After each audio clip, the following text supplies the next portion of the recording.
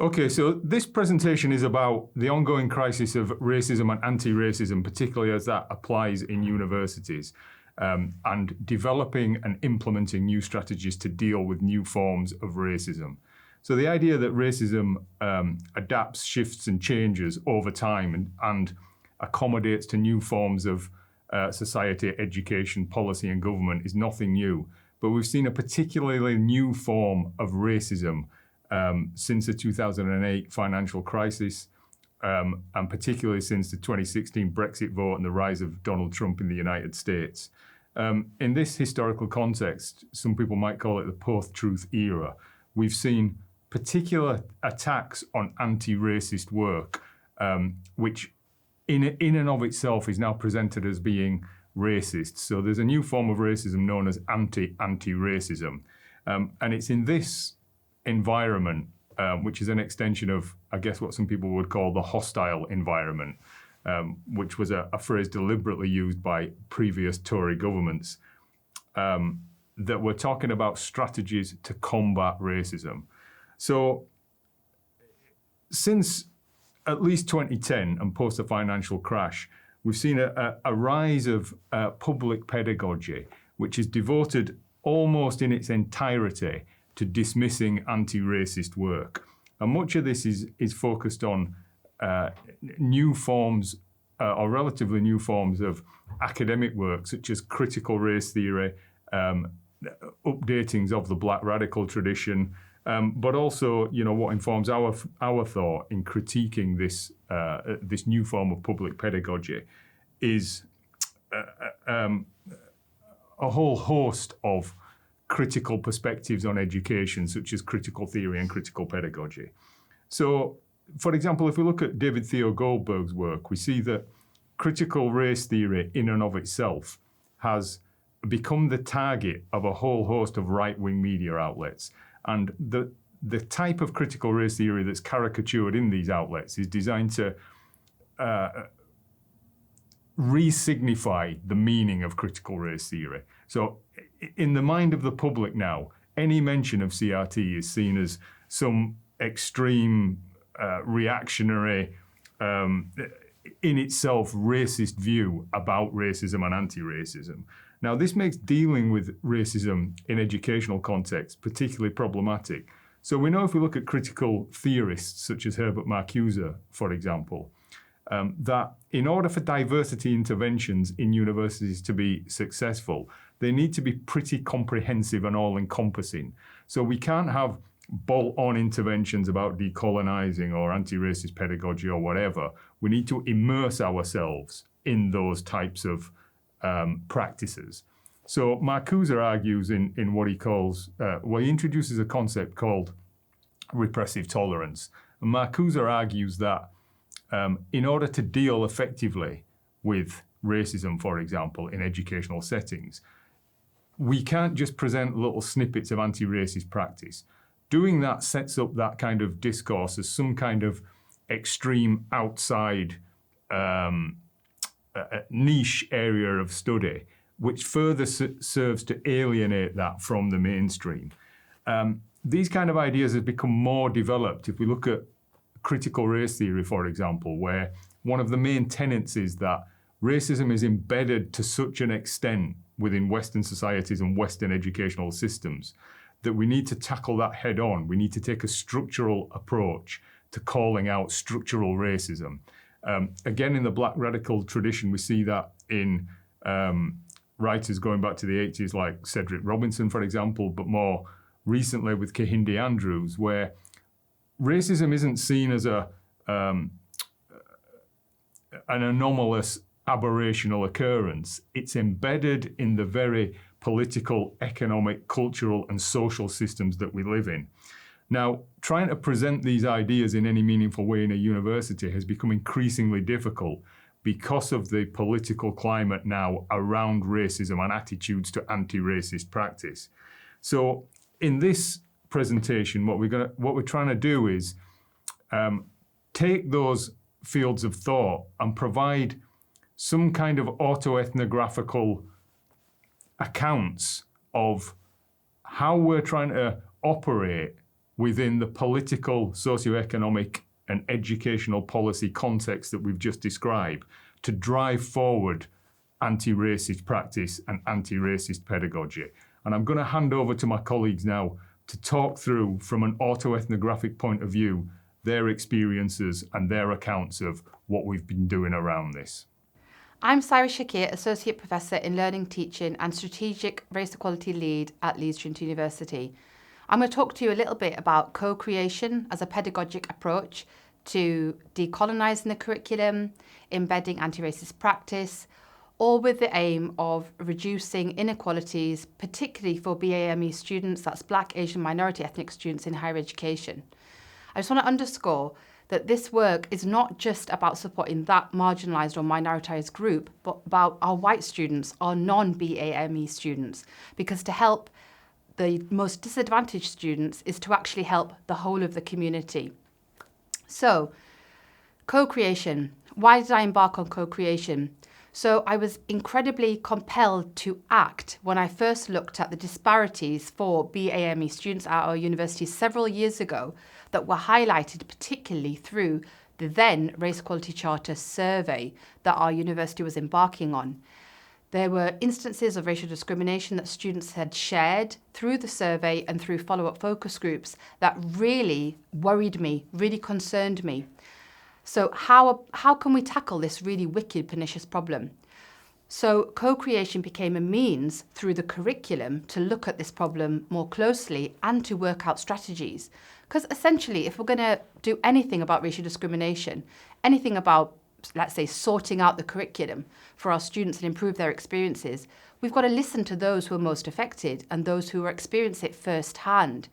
So co-creation is really about this collaborative effort between staff and students to co-develop the curriculum in this instance and to empower the students to be ambassadors of their own wisdom. So that's why I embarked on co-creation several years ago. It's been a successful way of teaching and learning, not only just for the students, but for me as well as a member of staff. I've learned so much from my students. And essentially, we're empowering the students to be agents of change. We're working as a community of practice, and we are influencing policy, initiatives, processes and practices of the higher education establishment. So the ways of working, the way that we teach in terms of curriculum, EDI strategies, initiatives around supporting student belonging in welcome periods, how we communicate with our students, how we nurture them to become parts of our community and that we're all in this together. That has been at the heart of my approach. So within the co-created approach, it's about dismantling those power dynamics that often exist between the educator and the students. My students are not just vessels that are there to be filled up by me pouring knowledge into them. This is very much a partnership arrangement between the students and staff where we work together, we listen to each other, we learn from each other, and we develop strategies, resources, materials, and ways of working around the curriculum, around learning and teaching, around assessment, and so on. Now, the critical race theory perspective that really wraps around this co-created approach is primarily the focus that I am interested in and what I feel that my students have really started to embrace. One of the key tenets of critical race theory is around storytelling and listening to those most oppressed and disadvantaged, as I mentioned earlier. So for me, listening to the lived experiences of my students, what's happened to them during their university journey, the trials and tribulations, the challenges, the positive things that have occurred for them, what's helped them to get through, what's helped them to succeed, what's helped them to get to that graduation point and beyond. It's those lived lessons that we can certainly learn from and use as a way of not only just empowering our students to be making changes to the system, but also to support other students, other staff, and to build this real community of practice at the university.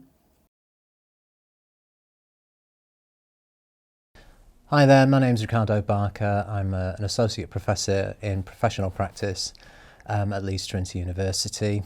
And I'm going to talk a little bit about a case study, an example of co-creative work and collaboration with students that I undertook here as a way of engaging the students in the topic of structural racism within the university particularly towards male students of colour.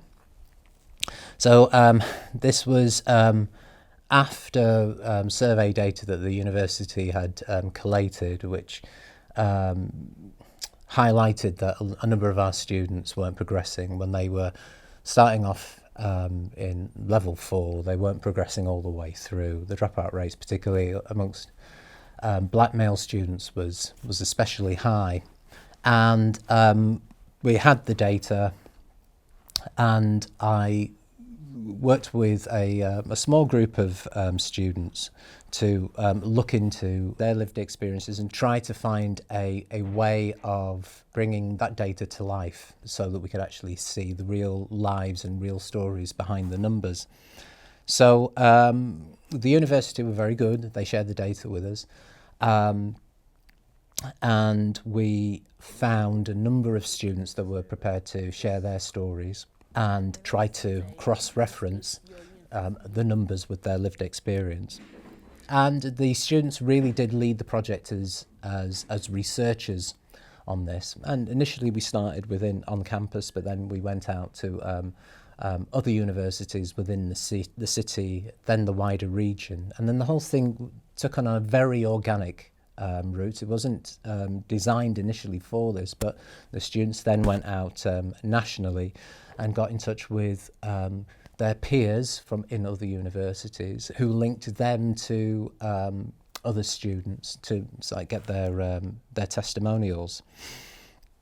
And in the process of doing that, there was an awareness that there was a fragility, there was a self-consciousness amongst particularly white academic staff about broaching the topic of racism, and also having a student engagement and involvement in doing this research, which we were all very mindful of and everybody was conscious about navigating.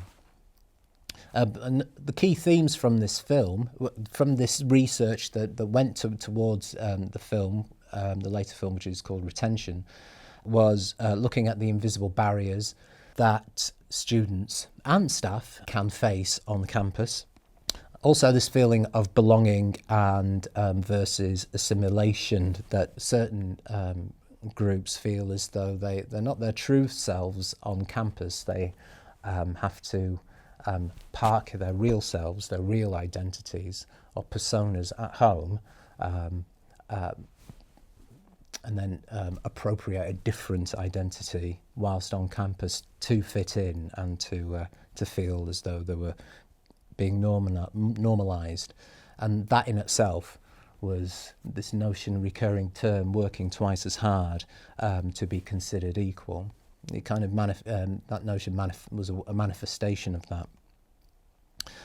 Another key theme was how the staff body doesn't reflect the student body, and how in some universities and certain campuses there will be a very large proportion of students from it's like a wide ethnic demographic background, but that's not reflected within within the academic side and within professional services. Maybe in certain areas within professional services, but not widely, and certainly not amongst the academics. And then also this notion that because a member of staff who is of colour, or an academic who's a member of colour, and have managed to progress to a position of responsibility, that somehow they're no longer victims or can be victimised by racism and structural racism, and how somehow if you're brought into the fold, somehow you no longer experience that. And ultimately that there is this unspoken, unseen, often unrecognised structural discrimination, not just within the working business and the day-to-day business, but within the actual mindsets of an institution. And to progress, one has to ignore or deny its existence.